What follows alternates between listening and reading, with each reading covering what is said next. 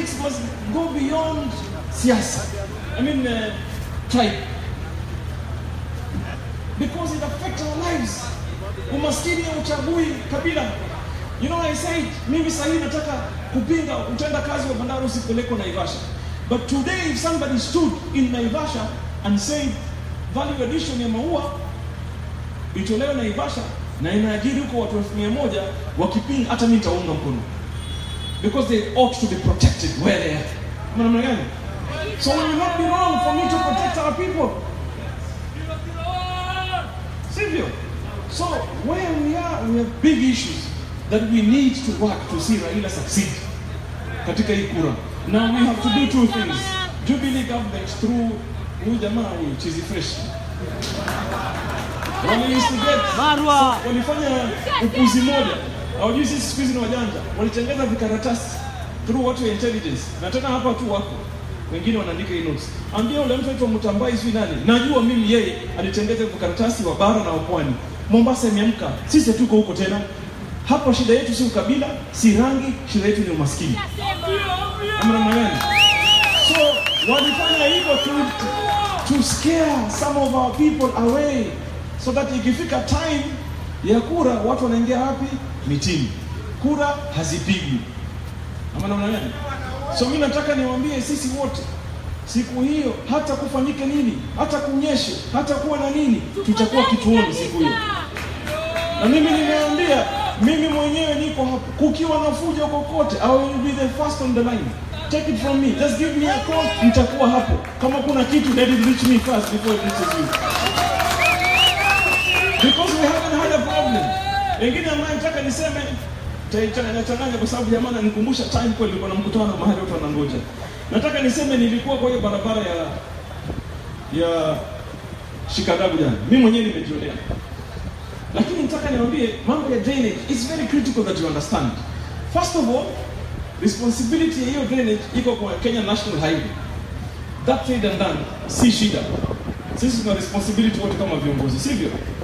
But I want you to know, when we got into power, sisi, the county government in Mombasa, kulikuwa kuna kilomita 30 takriban ifika 40 ya storm water drainage. Sisi sahihi tangu tuingie tumejenga another 48 kilometers of storm water drainage. Mombasa requires 400 kilometers of storm water drainage. The investment is 40 billion shillings. If today we had 40 billion shillings, I can tell you we'll be able to do 400 kilometers of storm water drainage. Na hiyo itatusaidia pale pakubwa. Lakini kama yakuwa na challenges, we've already done 48. And I'm hoping with the national government, with Raila Odinga presidency, we'll get more resources, we'll hasten the process of creating more drainage. So, nataka niwaambie maneno mengine nitachanganya. Umesema mambo ya maendeleo ya Mombasa, youth empowerment, na mambo ya kodi na ile umeme. Mimi nimesema I don't understand why Uhuru goes to switch on the light kwa majumba ya watu akisema nimeletea umeme. Hakuna umeme mnapewa bure. You pay. The only thing you do is that you pay it in installment. And let me tell you something, even if you went to the bank today, unaweza pata hiyo mkopo hivi, sivyo? But the point is this. You know, when you're producing something, hata maua, hata hizi peremende, si unatafuta customer, sivyo? So what Jubilee government hawafikiri kama tunaona ni kwamba we know walipeana kandarasi za kuproduce more power, sivyo? Some of them, they're beneficiaries. Wengine. What do they want to do? To have a broad customer base. So huku, they will create a perception kwamba wewe wanakusaidia, lakini ukitizama bipa, hiyo pesa unalipa ya bill inaenda kwa kampuni zao wengine. You know, that's what they do. They think, so what we do is to fikiri, tunajua mpango yao. So it's still going to be very expensive for you. And some of it has already been subsidized by power because they are looking at the capacity of consumption of power that is already produced. They cannot produce power that they can't put to use. So they are going to do it forcefully, but they want money from you. Kama ni kweli wangesema kila mtu apewe moto wa bure. That is why government can come in and launch a project. Hii nimewafanyia. Lakini unalipishwa, hata kama unalipishwa polepole si unalipa. Si namna hiyo. So that is where we are, and that really is what should change in the entire government structure. Mambo ya kodi, Raila amesema very openly, na watu wanauliza utapunguza vipi kodi. Unajua, when I was making a decision, nilipoingia kuwa governor, niliulizwa mradi mmoja na World Bank muhimu, nikaleta hii NMT. Unaona ukivuka feri, unaona barabara ya lami mdogo ya miguu, tulitengeza hapo kando, kishuka na mguza. Watu wanasahau haraka binadamu naturally, lakini watu walikuwa wanatembea kwa matope hapo ama wanatembea kwa barabara, sivyo? We did that. You know why?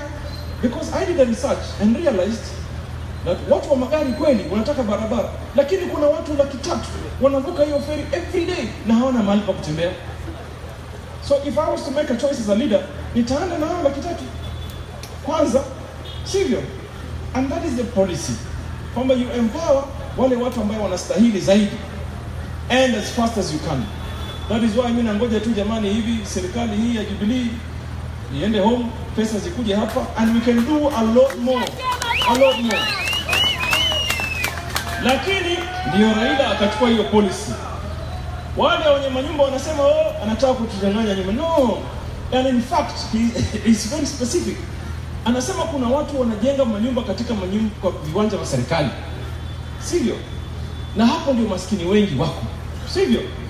They deserve to have affordable housing. Ama namna gani? And that is where the focus is. Kwamba mtu yoyote apewe sheria. Kwanza wewe mwenyewe umekodishiwa shamba, unajenga nyumba, choo iko nje, unachaji mtu 15,000 kivipi? What is your pro rata investment? Hata ukiweka ya kihesabu ingani, sivyo? Charge what is reasonable, wewe upate faida na ule mwingine apate maisha mazuri, sivyo? And there's a law, sio kwamba Raila anataka kuleta hiyo. There's an existing law ambayo iko tayari hapo. It is just enforcement. Si namna hiyo. So affordable housing is critical for all of us. Mimi kwanza I believe people should be homeowners. Hata hii debate ya Mombasa housing ambayo nilipelekwa kotini na watu wengine hapa. The logic is very simple. Khadija Estate iko na 21 acres. Out of 21 acres iko na 99 houses. Watu ambao wamekaa zamani, watu wanasema hawa watu wanataka kutolewa, lakini nataka niulize, how many of you mko nje na hamna nyumba?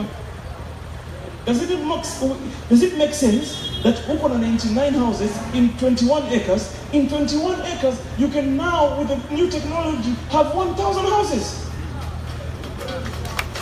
For urahisi. So you will get other 3,000. In fact, our plan in Khadija to have 3,000. So tutoe kutoka 99 tupeleke 3,000. So each one of you can pay 3,000, 4,000 rent, and after some time you become house owners. Lakini watu wanapinga tu kwa sababu wanajua nikipata hiyo siasa yao itawaharibikia and they have to stop it. But mimi nasema hata ukiangalia mambo ya manyumba, ni wangapi ambao wanazo leo? Kuna mtu hapa na nyumba ya county hapa? Hamutaki nyumba za county nyinyi?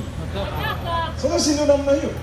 So housing is a big issue for all of us, and we have to continue to have this conversation. Namaliza sasa dakika moja tu jamani.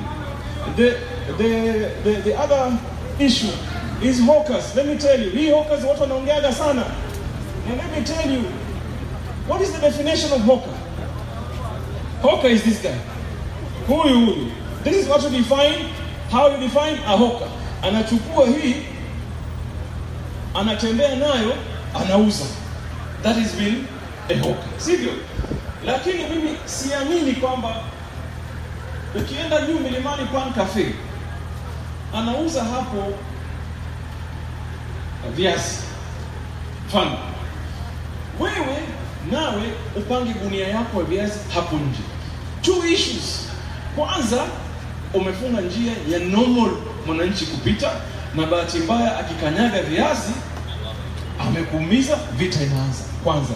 Two, what right do I have to charge yule mtu single business permit wakati nimempa unfair competition hapo nje? Fitina ni ya nini? Hawa watu ambao wanatembea hawa wanafanya bado. Si huyu yauza. Si ni hoka huyu. And that is hawking. Tembea, ukiuza tembea, usiende kwa duka ya peremende nje uuze. And let me tell you something. We had that problem because it is the CBD. There are hawkers in Likoni in thousands. Hawajaguswa. Because hawako mbele ya nyumba, mbele ya njia. There are hawkers in Kongoe hapo kona yote. Hawajaguswa. There are hawkers in Changamwe at the corner. Hawajaguswa. Lakini in all fairness, how do you tell me hapa nje Mtu wako na biashara yake, a moving nation is a working nation, sivyo? Even you unafaa utembee. Jamani, hapo kusemeni ni ukweli. Mlikuwa mnaweza kutembea hii barabara ya kuko hii. So we don't have a problem with you. We have never had a problem. Hata leo unahoka wengi sana wanauza maji, wanauza matunda, kama muone. We don't bother with them because they don't station at one point. Wanaenda tu huko. Hata leo kama unataka kufanya hoki, fanya, lakini usiende kufungua duka lingine. And you know what made me really sad? Hapo hii barabara ambayo inapita, hii barabara inaitwa nini? Baroda opposite. Siku moja niliitwa kesi. Nikakuta meza zimewekwa. Kuna meza zilikuwa zimewekwa barabarani, unajua hiyo. Hata gari haipiti, hata matatu haipiti, sivyo? Na mmoja akaniambia, mimi nataka hapa huyu mtu, hii ni meza yangu, nini amekuja pale. He gave me an agreement. Amenunua hiyo nafasi for 80,000. So you buy a space on the road for 80,000. Kwa nani? Why do you even buy that space? And we have to make a choice. I'm your leader. I have to lead you to the right place. Siwezi kuwalid nyinyi mwende katika umaskini. Let them not be comfortable. And that is why we say, hata hao tuwajengee vibanda kila mahali. Waingie hata kwa afya yako. Huyu jamaa huyu akaenda kipimo pressure yako, na wewe ambaye unakaa kwa kibanda yake ekonomi. Ako kwa jua, ako kwa mvua, ako kwa vumbi, ako kwa kila aina ya kitu, ako kwa barabara. Ama namna gani? So we have to help them to guide their life in a proper manner, because it affects their lives and those of their families, isn't it? So we don't have a problem, but let's do it the right way. No, tunaweza say. So, my brother that you asked me about hawkers, si unaona hapo feni? Baxter, si unaona? I don't have a problem. I stop them. Hata tumewapatia pesa ya revolving fund. Waendelee. The only problem I have is that it is not fair ufungue a similar business in front of a shop ambaye amelipa rent, analipa singizo kanga, anauza viatu, anauza viatu. Yeye anauza 1,500, wanauza 500 kwa sababu huna kodi, huna single business permit, huna KRA, huna amani. We have to be fair, isn't it?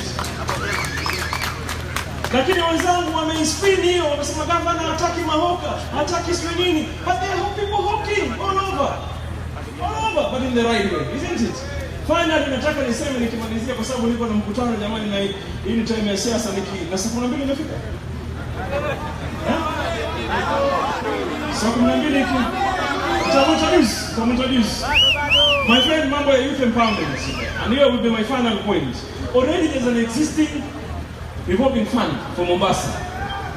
Na watu wanachukua hiyo pesa, sivyo? What we want to do in the after election is to have pesa mingi zaidi.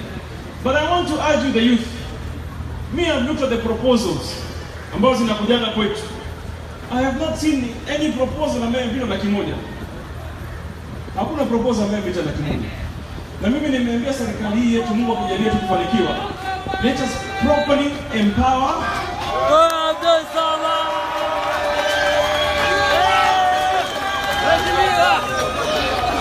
let us properly empower the youth. Ndio maana tunataka nini? Nataka niseme namna hii. And my conversation is with you, the youth. You need to move away from projects of 100,000 to 1 million, 2 million, 3 million, 4 million, 5 million. Tumeelewana? So kufungue biashara za kisasa sana. Mimi nawapa ahadi, kaunti yetu hii ya Mombasa, tukiongezewa pesa, tutaweka pesa mingi zaidi. But we want to truly empower you so that you do real business. Tumeelewana? So mimi nataka tu Dr. King aseme kidogo, naona mbunge wa Mvita ameingia hapa. Nimekuja kunikumbusha mambo ya tani. Wanabunge oye. Wanabunge oye. Sasa mimi sina mengi. Manake time pia haituruhusu, lakini tutarudi tena na tena. Mimi nikuomba kura tarehe 8 mwezi wa 8 ya Gavana Hassan Ali Joho, sio? Tutampa tumpi. Tutampa na tutoke kwa wingi tarehe 8. Manake ushindi ni kura, sio? Tutoke kwa wingi kabisa kupiga kura tarehe 8 mwezi wa 8.